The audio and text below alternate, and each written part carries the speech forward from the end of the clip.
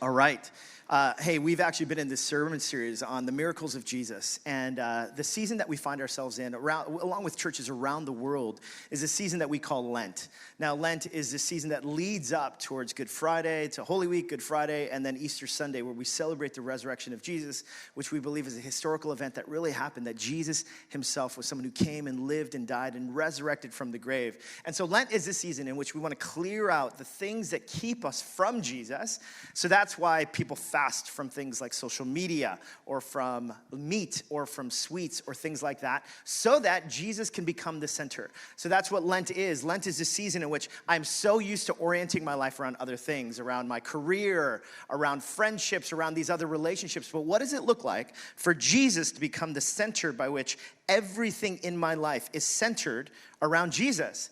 And so during this sermon series, we've actually been inviting people to look at the miracles of Jesus. Last week, we looked at the miracle where Jesus turns water into wine. We talked about how Jesus is not some cosmic killjoy, but instead, he's a God who brings the best wine. Now, some of you afterwards, you came up to me and you're like, I thought we were going to have wine in the service. Why did we have chocolate? And I was like, oh, communion is for where the wine is, you see. But that's next week. But anyhow, it's with this whole idea, we're talking about what does it look like in the life of Jesus? What are these miracles, and why does he do what he does? And so we're actually looking at this passage today where there's this extraordinary miracle where Jesus intervenes in someone's life. Now, let's read together. Look at what happens in John chapter 5. Here's what it says. It says, sometime later, Jesus went up to Jerusalem for one of the Jewish festivals. Now, there is in Jerusalem near the sheep gate a pool, which in Aramaic is called Bethesda, and which is surrounded by 5 covered colonnades. Now, to give you a little context of what's happening in this moment, a Jewish festival, it means that people have made pilgrimages from all over Judea to come to Jerusalem. So it's crowded. People are there. And notice all these details that are given. There's a sheep gate, a pool, 5 covered colonnades, Bethesda. All of these details are given, again, because this is what we believe in these gospel accounts, are historical accounts. These are the receipts that are kind of like, hey, if you don't believe that this story is real, go check out this place and hear about the stories and check with these people who witnessed these accounts, because this is a story of Jesus doing this miracle. Now, look at what it says. Here, a great number of disabled people used to lie, the blind, the lame, and the paralyzed. Now, other manuscripts actually reveal that it was in this area that people believed that the water of this pool was stirred by an angel. And some people had actually been healed by going into this pool. So you could imagine when rumors start to spread that if you get to this pool, when the water starts to stir, then you're going to be healed. And so it further explains, why are there so many disabled people all congregated in this area? And now look at what happens. It says, one who was there had been an invalid for 38 years. Could you imagine? Like, that means that this person had actually been an invalid for longer than Jesus had been alive in the earth during that time. I'm 43 years old. I know some of you are like, I thought you were younger, but I'm not. But so for most of my lifetime, this guy's been an invalid. Could you imagine he's probably an older person. He's been in this crowd for a long time. He's been disabled. He knows the experience of being absolutely helpless for 38 years. And look what it says. When Jesus saw him lying there and learned that he had been in this condition for a long time, he asked him this, do you want to get well? Now, I want to pause there because in some ways, it's like, Jesus, read the room. Come on, there's a bunch of disabled people. They're all trying to get into the pool. This guy's been an invalid for 38 years. This is an incredibly patronizing question to be asking here. What in the world are you doing, and why are you saying this? Now, notice he's learned about his story, and he asks him this question. And it's a yes or no question. Do you want to get well? Well, yeah, the easy response is like, yes, I do want to get well, Jesus. Or no, I don't want to get well. But notice actually how this man responds. Check this out. He says, sir, the invalid replied, I have no one to help me into the pool when the water is stirred. While I am trying to get in, someone else goes down ahead of me. Could you imagine? In many ways, he's been reflecting on this question for years. Do you want to get well? And again, it's a simple yes or no question. But he's been down this road before. 38 years he's wrestled with this question. Do I want to get well? And every single time he's conjured up enough hope to somehow get well, it gets dashed again because someone else goes in ahead of me or someone else is there to help someone else. Anyone except him. Jesus asked him this very simple question, yes or no, do you want to get well?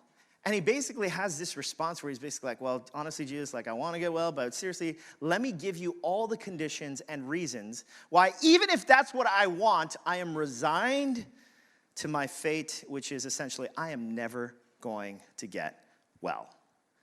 I mean, do you see this moment? He's basically come to a place where he's lost a lot of hope. He's in the midst of basically this moment where he's like, I'm resigned to being an invalid for 38 more years. Essentially, that's what he's saying to Jesus.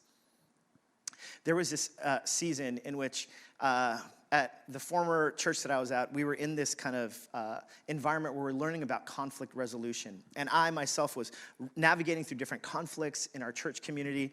And so as a result, I was meeting with this person, this coach, who was taking us through this conflict resolution paradigm. And in this paradigm, right, like at the top of this sheet had the way that we share our feelings, and then we share preferences, and then we negotiate the conflict, and then hopefully relationships get better and they increase and they accelerate into a better place, right? Like that's the goal for any kind of conflict resolution roadmap. And then at the bottom of this page was, at the bottom, it basically said, the relationship is unsalvageable, right? So it's basically like at the top was basically like, this is what you want to get to so that the relationship could survive and move forward. And at the bottom was basically like the pit of despair. Don't go there. Otherwise, it's the moment when relationships have become basically forever damaged and it won't work to move forward anymore. Now, in between that like pit of despair, I call it the pit of despair. I couldn't find it online. But anyhow, and this other paradigm that had kind of what we have to work through, there was this one word that was in between this pit as well as the flourishing that we needed to get to. And it was actually this French word, ennui. Now, I remember like reading that word, I'm like, what is ennui? And the person who was facilitating this moment, he's like, oh, it's a French word.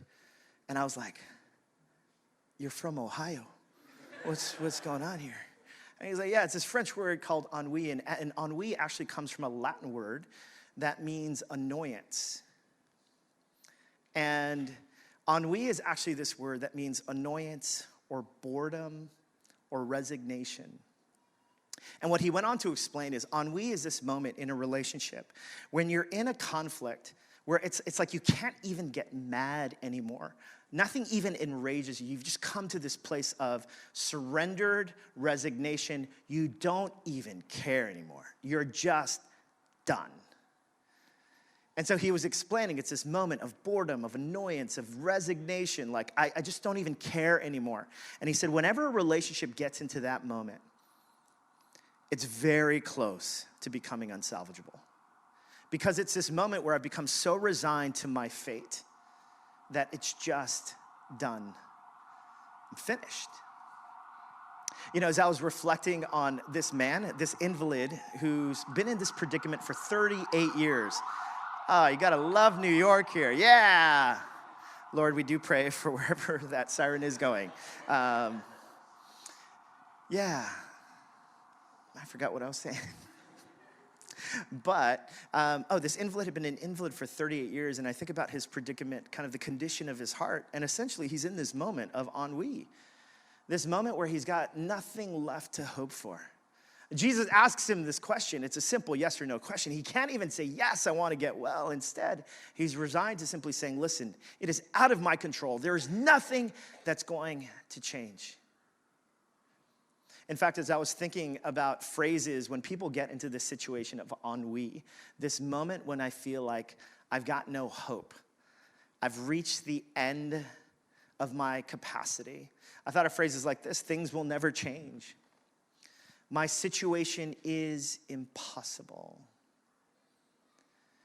Have you ever been there before? Have you ever been to a situation or been to a place in your life where you're like, things will never change? Maybe it's relationally.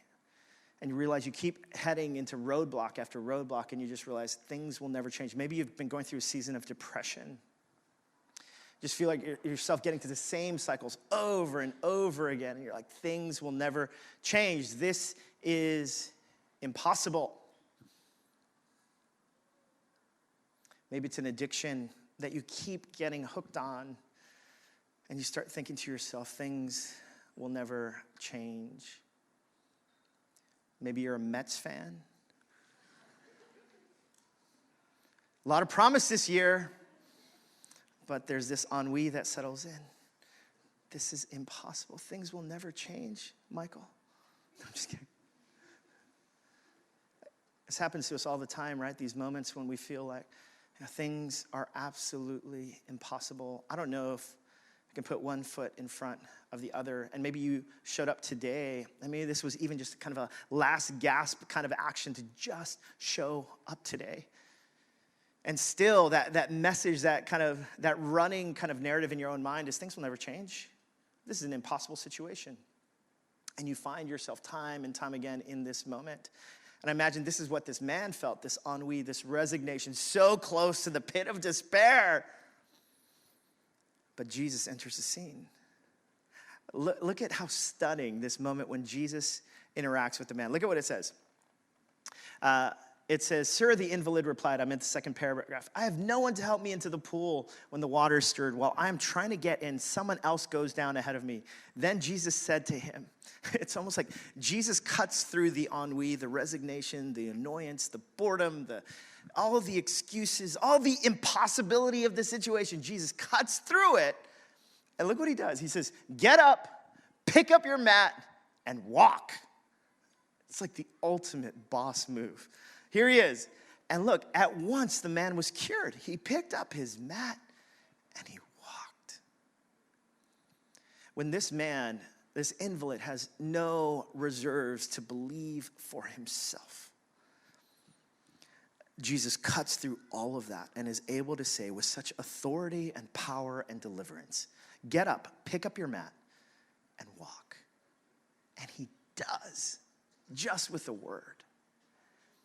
And here's what this miracle actually reveals to us. Gotta love New York as well. You gotta love the open windows, everything. Yeah. But look at what it reveals to us. It's Jesus takes impossible situations and he makes them possible. He takes these moments of ennui, of resignation, of feeling like things will never change. I'm relegated to this fate forever. And he intervenes with just a word. I imagine Jesus, if I were Jesus, I would point. I don't know if that's what he did, but like just this authority where he's coming with such power. And he's like, "Get up, pick up your mat, and walk." Break through all of the feelings, the 38 years of this self-defeating belief that this man has about himself and his situation. And he speaks into it with such power. And he says, "This impossible situation, I'm going to make possible right now." What a wonder, what a power. As I was wrestling, this past season, as we entered the new year, our church has been through this reorganization where 2 of our daughter congregations are coming back under, and we're going to one church into 3 different locations, and it's been really overwhelming. And as the new year was coming around, I myself was starting to feel incredibly overwhelmed. And then in addition to that, there were some circumstances for people were going through, whether it was mental health challenges or relational issues or deaths in the family. It felt like just this tidal wave of these moments. And there was this moment in January where I'm just kind of like, gosh, I think I'm in over my head, and I'm starting to lose hope. Have you ever been in these situations where you're just kind of teetering and you're just kind of like, oh man, I don't know if we're going to make it here. I don't know if I'm going to make it. Inching closer and closer to ennui. This past week, I was with a group of pastors and a mentor of mine, and one of the things he encouraged was just to write down, whenever we get into these moments of despair, to just write down instances in one's own life when you felt that same feeling of despair and impossibility in your life, and moments where God delivered you. So as I was reflecting this past week, I started writing down these different moments in my life, and I wrote down how, when I was a kid, I don't remember how old I was, but we were driving in a car, and I fell out of the car on this very busy highway. Don't worry, I didn't die. I'm alive. But I realized, I wrote that, I'm like, oh man, I survived. Wow, this busy street. It's amazing. And I wrote down about how, in high school, I was one of the few Asian American kids in our high school, and so just a torrent of racism, in high school. And I realized graduated high school. There were moments when I thought I wouldn't graduate high school. Moved away, went to college.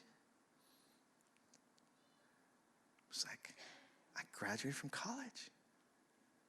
Some of you are like, Drew, your bar is very low, I realize, when you're just these impossible situations. We moved to New York. When I moved to New York, moved here, I raised support to move here. I raised $7,500. That's the most I could raise, and I lived here for a year on that. I wouldn't recommend it, but I made it, it was an impossible situation.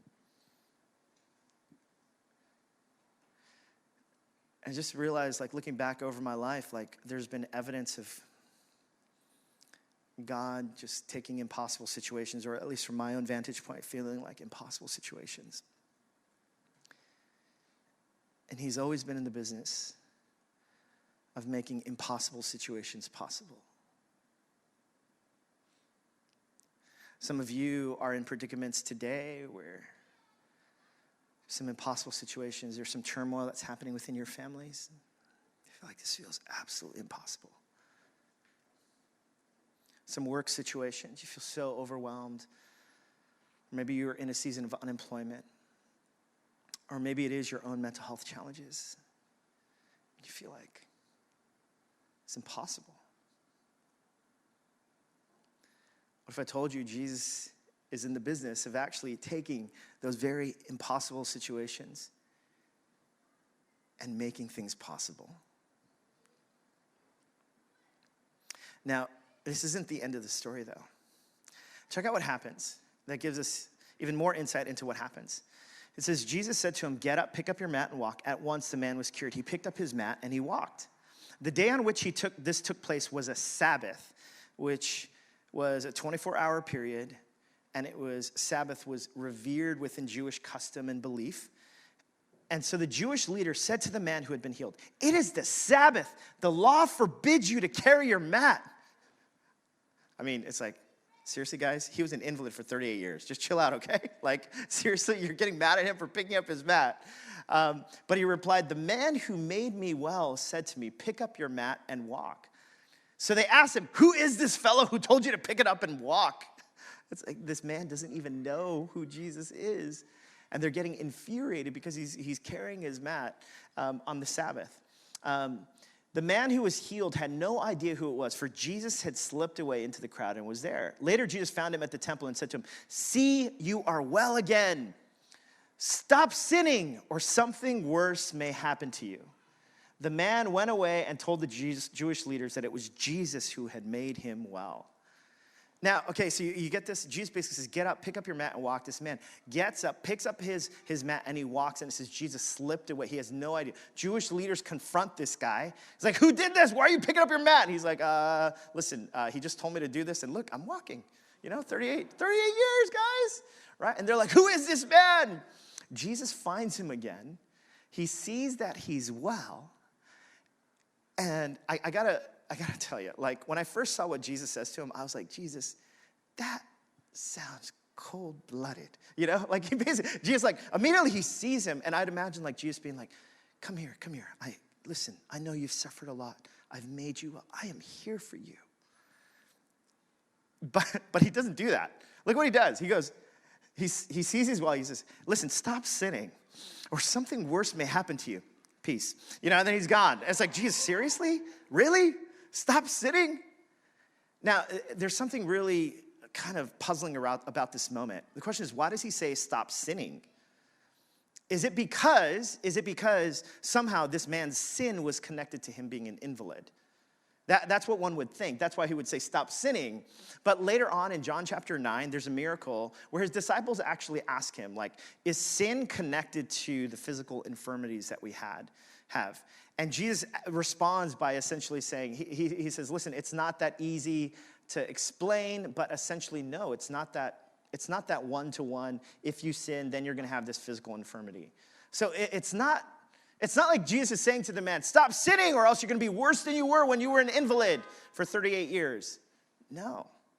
Then why does he say stop sinning? Well, the word for sin in the Greek is this word harmatia. Now, sin, it literally means to miss the mark. To miss the mark. In other words, there's a direction, there's an aim. And if I miss the mark, then I've started to sin. Now, the question is, what does it mean, though, to miss the mark? What kind of mark are we talking about? In Romans chapter 14, in the letter to Rome, Paul actually writes this. Romans chapter 14, verse 23. Look at what it says. He says, whatever is not of faith is sin. Now, this passage actually comes in the context where Paul is teaching about these gray area issues in life. And he's basically saying that this is what sin is. Sin is whenever I don't live and believe in a manner in which the object of my faith is God, whenever I start believing in something different than God, whenever I start having faith in anyone or anything different than God, whenever I start having faith in my career, whenever I start having faith in my relationships, whenever I start having faith in anything but God, I've missed the mark. That's when I start to sin. See, whatever is not of faith is sin. Whenever I don't have faith in who God is, that's when I start making decisions where it teeters into sin, where I start missing the mark. Why? Because everything else becomes God except God himself. So essentially, this is what Jesus is saying to the man. When he says, stop sinning or something worse may happen to you. He's essentially saying, listen, stop sinning and start believing. Start believing. Start having faith. Start living your life in a manner that you believe in a God who puts impossible situations into the realm of possibility. Stop sinning. Start believing.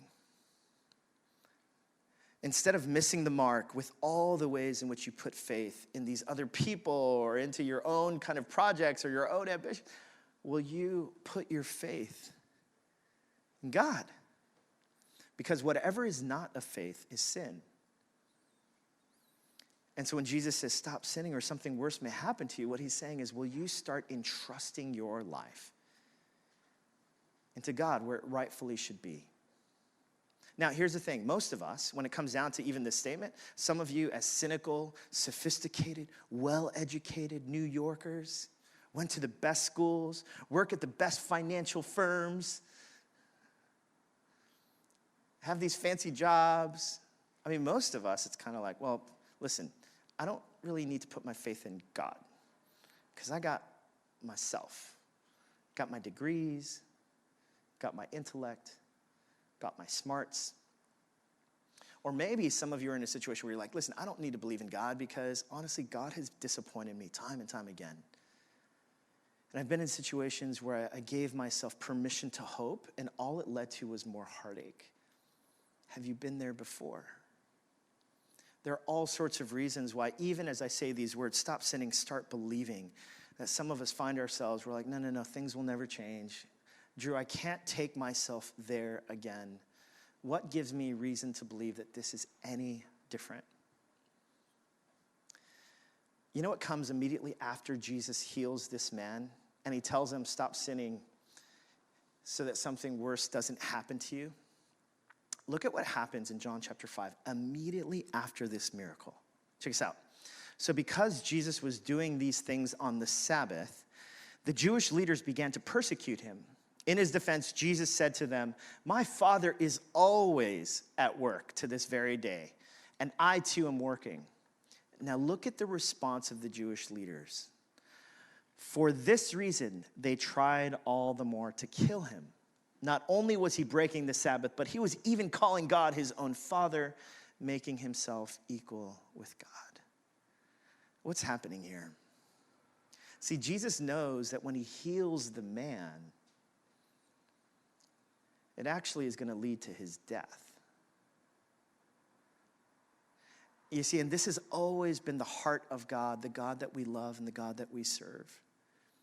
That whatever cynicism, whatever feelings of despair, whatever doubts we might have about who God is, this is what the Christian good news has always been about. That the God that we believe, the God that he's asking us to start believing in, to trust in, to entrust our lives to, is a God who would actually heal and give life to this invalid. And the way that he would do that is by giving up his own life away, by dying on a cross, taking our sin and shame so that we might have life. Why would God do this? Why? Because this is who God is. He's a God who loves us. He's a God who is for us. He's a God that we can't hear it enough. When I start believing in myself, when I start believing in my career, when I start believing in my LinkedIn profile, when I start believing in all these other things, he centers us again and he reminds us, listen, the kind of God that he's asking us to believe in, to entrust our lives to have faith in, has always been this kind of God. A God of infinite love and kindness and mercy for you, for me. Look at what it says in John chapter 3, verses 16 through 17 in the Message version. It says, "This is how much God loved the world. He gave his son, his one and only son. And this is why, so that no one need to be destroyed or mired in ennui." Sorry, I'm just adding some words here. Mired in this hopelessness, in this feeling that things will never change, being weighted down with impossible situations that feels like nothing will ever change. No. By believing in him, anyone, you, me, can have a lasting and whole life. God didn't go to all the trouble of sending his son merely to point an accusing finger, telling the world how bad it was. He came to help, to put the world right again, to show me, to show you. He has always been for you. Always loving you, wanting to demonstrate to you that he hasn't given up on you. That whatever impossible situation you might find yourself in today can actually be a new day. The question is, will you believe? Will you have faith? Will you trust? Will you entrust yourself to the God who would give his life for yours?